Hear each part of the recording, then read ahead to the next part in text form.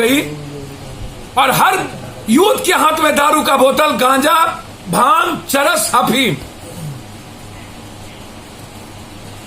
हर बेरोजगार लोगों के हाथ। और इंटायर क्रिमिनल और हीनियस क्रिमिनल दारू के धंधे से समाज पर डर का वातावरण। तो कब तक ये अपराध रुकेंगे? शराबबंदी पर जाप सुप्रीमो पप्पू यादव ने सवाल उठाते हुए मंत्री से लेकर अफसरों को ब्लड सैंपल जांच करने की बात कही।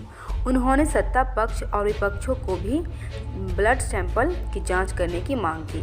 गिरफ्तार शराब तस्करी को स्पीडी ट्रायल पर सवाल उठाते हुए उन्होंने सरकार पर जमकर निशाना साधा। उन्होंने शराब भट्टी की बंदी पर सरकार से हेडलाइन का जवाब मांगा। जहरीली शराब बनाने वाले को फांसी की सजा देने की मांग की। शराब पीकर पकड़े जाने पर पदाधिकारियों पर कोई कार्रवाई की नहीं जाती है। नीतीश सरकार की नीयत पर उठाया सवाल उठाते हुए कहा कि 80% पुलिस शराब का सेवन करते हैं। बिहार बारूद के ढेर पर है। डर के साए में बिहार की जनता जी रही है। हत्या, लूट जैसी घटनाएं में कमी नहीं हो रही है। नीतीश कुमार को इसका जवाब देना चाहिए। Powered by Mamdi Kitchen, India's biggest multi-premium brand of food delivery.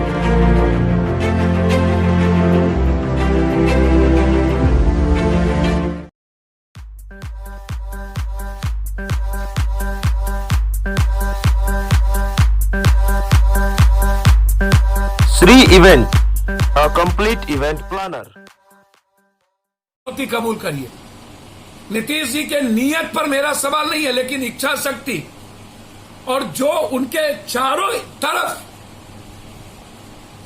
जिनके माध्यम से शराब के पैसे जा रहे और लगभग हर जिले में सत्ता पक्ष और विपक्ष के नेताओं का लगभग कुछ लोगों को छोड़ के पैसा इन्वॉल्व हो शराब में, जमीन में, खनन में, ठेका में सबसे ज्यादा है। आज के डेट में पैसे आने का रास्ता शराब सबसे ज्यादा। तो क्या नेता अपना अपना ब्लड सैंपल देंगे, चाहे वो विपक्ष का 1 to 10 हो, 100 हो, चाहे सत्ता पक्ष? किसी भी थाने में आप पदाधिकारी का आज जांच करा लीजिए, मैं चुनौती देता हूं। यदि 60 से 70-80% पदाधिकारी के ब्लड में दारू नहीं होगा तो मैं माफी मांगू। हर दिन दारू का सेवन, सप्ताह में 2 बार 3 बार, शनिवार रविवार तो फिक्स है। आप जांच करा लीजिए, हमारी चुनौती कबूल करिए। सत्ता पक्ष और विपक्ष मौन दारू के मामले पर, क्योंकि दोनों के पार्टी में धन का संग्रह है। दारू, जमीन का माफियागिरी, बालू खनन और दूसरा ठेका। तो 4,000 करोड़ से 50,000 करोड़ और 5 साल में सिर्फ गरीब, कमजोर और दारू पीने वाले जेल और सजा।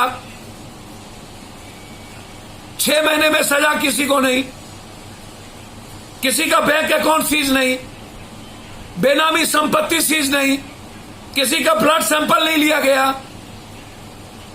लेकिन आप डेडलाइन दीजिए, और उस डेडलाइन के बाद यदि कहीं जहरीली शराब पकड़ाता है और दारू, तो आप पूरी मंत्रिमंडल रिजाइन करिए। आप तय करिए एसपी, डीएम, डीआईजी की अकाउंटेबिलिटी और मंत्री की अकाउंटेबिलिटी। हालात अच्छे नहीं है। पूरा बिहार नासूर बारूद के ढेर पर है। लगातार हत्या, सीतामढ़ी में मरवाड़ियों को गोली मार दी गई सिर्फ रंगदारी के लिए। देवनंदन मरवा को मरवा दिया गया। डर के साये में बिहार की पब्लिक जी रही। आप करिए दरोगा और सीतामढ़ी की सीबीआई इंक्वायरी और देवनंदन वर्मा की। इसलिए बिहार की जनता जानना चाहती है कब तक हो गई और हर यूथ के हाथ में दारू का बोतल, गांजा, भांग, चरस, अफीम हर बेरोजगार लोगों के हाथ, और इंटायर क्रिमिनल और हीनियस क्रिमिनल दारू के धंधे से समाज पर डर का वातावरण।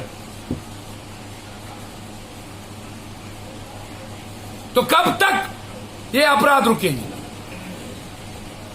तीसरी चीज, वैक्सीन की मार्केटिंग क्यों? पहले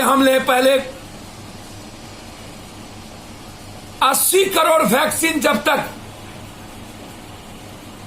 नहीं दिया जाएगा भारत के लोगों को, तब तक इसका कोई प्रभाव नहीं होगा। और अब पैसे जिनके पास, तो ये कौन तय करेगा किनके पास पैसा है, किनके पास पैसा नहीं है? इनके पदाधिकारी। जिनके पास पैसे हैं, पैसे देकर के आप वैक्सीन लीजिए। तो क्या बगैर 80 करोड़ को वैक्सीन दिए देश के प्रधानमंत्री या मुख्यमंत्री या नेता के वैक्सीन लेने से क्या, यदि सही माने में कोरोना वायरस है, तो क्या वो उसके फ्लो रुक जाएंगे? धन्यवाद।